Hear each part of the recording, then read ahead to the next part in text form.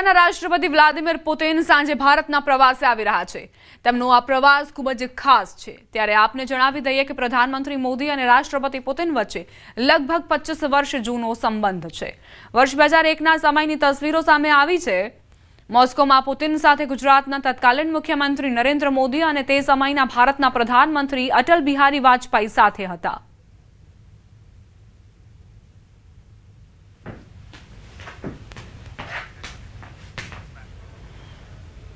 આજે માગશર પૂર્ણિમા નિમિત્તે મંદિરોમાં વિશેષ પૂજા અર્ચના કરાઈ, જેને લઈને ભક્તોની સવારથી ભીડ જામી છે। યાત્રાધામ શામળાજીમાં વહેલી સવારથી ભક્તો મોટી સંખ્યામાં ઉમટ્યા। શામળિયા અને પૂનમ નિમિત્તે અનોખો શણગાર કરાયો। સોનાના આભૂષણો અને હીરા જડિત મુઘટ શામળિયાને પરિધાન કરાયો। દિવસ દરમિયાન અલગ અલગ મનોરથના દર્શન થયા।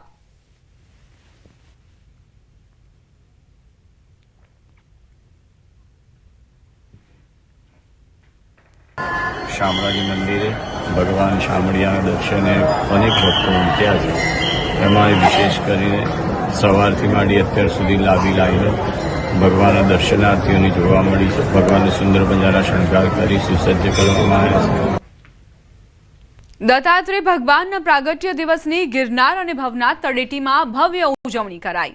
સમગ્ર ભવનાથ તળેટીમાં પાલખી યાત્રા નીકળી હતી અને મૃગી કુંડમાં સ્નાન કર્યા બાદ ફરી ત્રિગુણેશ્વર મહાદેવ મંદિર ખાતે પાલખી યાત્રા પૂર્ણ થઈ।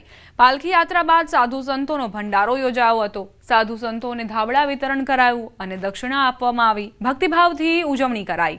ઉલ્લેખનીય છે કે ભગવાન ગુરુ દત્તાત્રેય જૂના અખાડાના ઇષ્ટદેવ છે અને ગુરુ દત્તાત્રેયના પ્રાગટ્ય દિવસનું સાધુ સંતોમાં આધ્યાત્મિક મહત્વ રહેલું છે।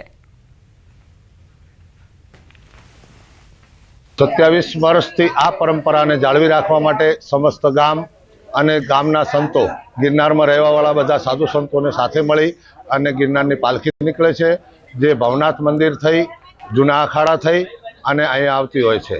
ये दत्त महाराज की जो आज प्रागट्य दिवस है उसमें आज महात्माओं का मतलब आज हमारा क्या हम उसके बोल ही नहीं सकते, उसमें क्या बोलने का कोई है ही नहीं। मतलब दत्त भगवान तो दत्त भगवान होता है, ब्रह्मा विष्णु ने महेश। સરદાર પટેલની 150મી જન્મ જયંતિને લઈ કરમસદથી કેવડિયા સુધી રાષ્ટ્રીય એકતા માર્ચનું આયોજન કરાયું। આ રાષ્ટ્રીય એકતા માર્ચ નર્મદાના પોઈચાથી ભડામ ગામ ખાતે પહોંચી હતી, જે બાદ આ યાત્રામાં પોઈચાથી કેન્દ્રીય મંત્રી હર્ષ મલ્હોત્રા, ઉર્જા મંત્રી ઋષિકેશ પટેલ, શિક્ષણ મંત્રી રીવાબા જાડેજા સહિતના રાજકીય નેતાઓ જોડાયા હતા અને રાજપીપળા થઈ વાવડી સુધી પહોંચ્યા હતા।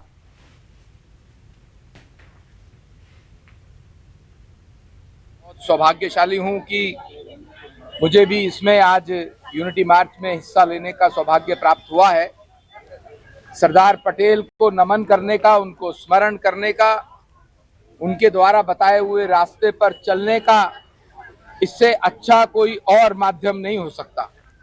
उन्होंने स्वतंत्रता के बाद देश को एकता के सूत्र में पिरोया था। लोगों एकता दिवस एमनी जन्मतिथि उजवे અને યાદ રાખે કે આપણા ભારતમાં ક્યારેય નાના મોટા ભાગલા અને વિઘટનકારી તત્વોને ક્યાંય સ્થાન ના મળે। આજે પણ ક્યાંક એ જ માનસિકતાવાળા લોકો ક્યાંક ક્યાંક દેખાય છે। તો ભારતના લોકોમાં એક માનસિકતા મજબૂત થાય, અમારા ભારતને ઊની યાદ ના આવે, એકતામાં ઊની યાદ ના આવે, એ જુસ્સો બુલંદ કરવા માટેની આજની યાત્રા। પોરબંદરના જળાશયમાં ગાંડીવેલ એટલે કે વોટર વીડ્સનો ફેલાવો વધતા પ્રકૃતિ પ્રેમીઓએ તેને તાત્કાલિક દૂર કરવાની માંગ કરી।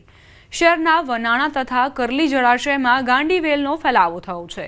દિવસે ને દિવસે આ ફેલાવો વધી રહ્યો છે, જેના કારણે તળાવોમાં પાણી પણ નથી દેખાતું। જેમ 2-3 વર્ષ પહેલા પણ આ વિષયની વાત થઈ હતી, ત્યારે પણ અમે બધાએ માગણી કરેલી હતી કે ઓછી પ્રમાણમાં છે તો તેને તાત્કાલિક નિકાલ કરવો જોઈએ, પણ સરકાર દ્વારા એનો કોઈ નિકાલ કરવામાં ના આવ્યો। તો હવે ધીરે ધીરે કરીને એ સમગ્ર લગભગ 40થી 50% જેટલા કલ્લી જળાશય જે પોરબંદરમાં આવેલું છે, કલ્લીના પુલની આજુબાજુમાં, ત્યાં તેનો વ્યાપ વધી ગયો છે। જો હજી પણ તેનો નિકાલ કરવામાં ના આવે તો જે કલ્લી જળાશય યોજના છે આખી, જેમાંથી ખેડૂતોને પૂરતા પ્રમાણમાં પાણી પણ મળી રહે છે, તે આખી જળાશય યોજના પણ આની અંદર આવી જશે। જે દૂર કરવા માટે છેલ્લે નિરાકરણના ભાગરૂપે 8મા મહિનામાં અમે સરકારશ્રીમાં દરખાસ્ત મોકલેલી, એટલે ત્યાંથી જો નિર્ણય આવે તે મુજબ આગળ દૂર કરવાની કાર્યવાહી કરવામાં આવશે। રાજ્યના નાયબ મુખ્યમંત્રી હર્ષ સંઘવી આજે બનાસકાંઠાના પ્રવાસે છે, ત્યારે વડગામમાં નાયબ મુખ્યમંત્રીએ ભવ્ય રોડ શો યોજ્યો। આ રોડ શોમાં હર્ષ સંઘવીને આવકારવા જનમેદની ઉમટી પડી। વડગામમાં અદ્યતન સરકારી લાઇબ્રેરીનું હર્ષ સંઘવીએ લોકાર્પણ કર્યું। આ લાઇબ્રેરીમાં 160થી વધુ લોકો વાંચી શકે તેવી વ્યવસ્થા કરાઈ છે। નાયબ મુખ્યમંત્રીએ કહ્યું, કોઈ પણ તકલીફ હોય, ભૂપેન્દ્ર પટેલની સરકાર તમારી સાથે છે, એક ફોન કરજો, આવી જઈશ।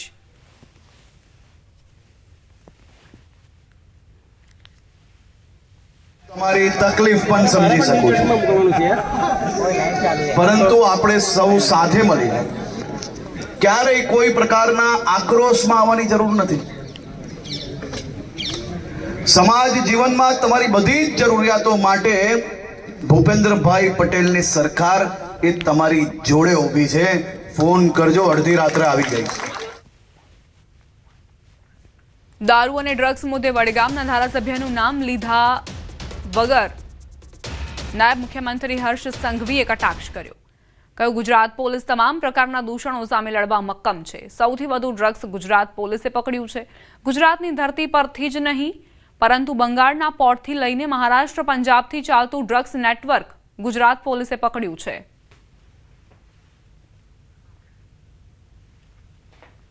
માત્ર આ લડાઈ એ ડ્રગ્સ વેચવાવાળા પૂરતી જ નથી। ડ્રગ્સ જે લોકો ક્યાંક ને ક્યાંક યુવાનો કોઈક આ દલદલમાં ફસાઈ ગયા હોય તો એ યુવાનોને આ દલદલમાંથી કઈ રીતે નિકાલવી એનો બી પ્રયાસ કરવું, એ બી કાર્ય આગળ ચાલી રહ્યું છે। સુરતથી કિમ 4 રસ્તા ખાતે રિક્ષા ચાલકો હડતાળ પર ઉતર્યા। કોસંબા પોલીસની પાલોદ આઉટ ચોકીની બહાર બેસી ગયા। કિમ 4 રસ્તા ખાતે રિક્ષા સ્ટેન્ડ ન હોવાથી રિક્ષા ચાલકોને ભારે હાલાકી ભોગવવી પડી રહી છે। રિક્ષા ચાલકો રસ્તા પર ઊભા રહેતા પોલીસ મેમો ફટકારે છે। રિક્ષા ચાલકોની હડતાળથી મુસાફરોની હાલાકી। કોસંબા પોલીસે રિક્ષા ચાલકોને રિક્ષા સ્ટેન્ડ મળશે તેવી બાંહેધરી આપી। કોસંબા પોલીસની બાંહેધરીથી હડતાળ સમેટાઈ। રિક્ષા ચાલકોને સમજાવવામાં પોલીસ સફળ રહી।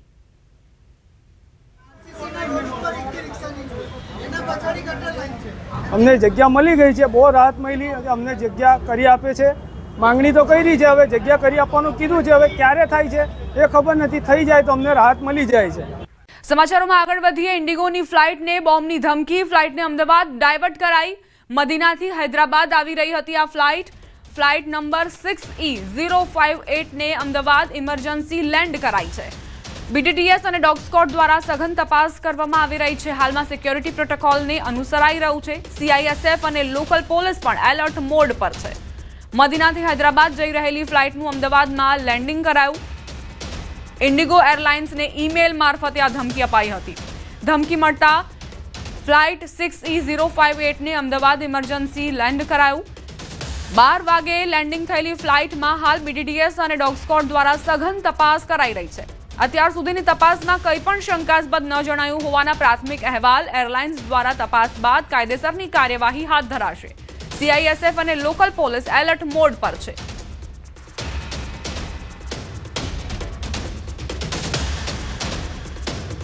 क्योंकि हैदराबाद एयरपोर्ट पे एक धमकी भरा ईमेल मिला जिसमें कि इस फ्लाइट को जैसे ही ये हैदराबाद में लैंड होगी इसको बॉम्ब से उड़ा देने की धमकी वाला एक ईमेल वहाँ पे प्राप्त हुआ, जिसके कारण इसकी एक इमरजेंसी लैंडिंग अहमदाबाद एयरपोर्ट पे हुई है और सभी जांच एजेंसियों के द्वारा इसकी जांच की जा रही है। सभी पैसेंजर्स की डिबोर्डिंग और चेकिंग की प्रक्रिया हाथ धरी गई है और इसमें हैदराबाद पुलिस के द्वारा तपास की जा रही है।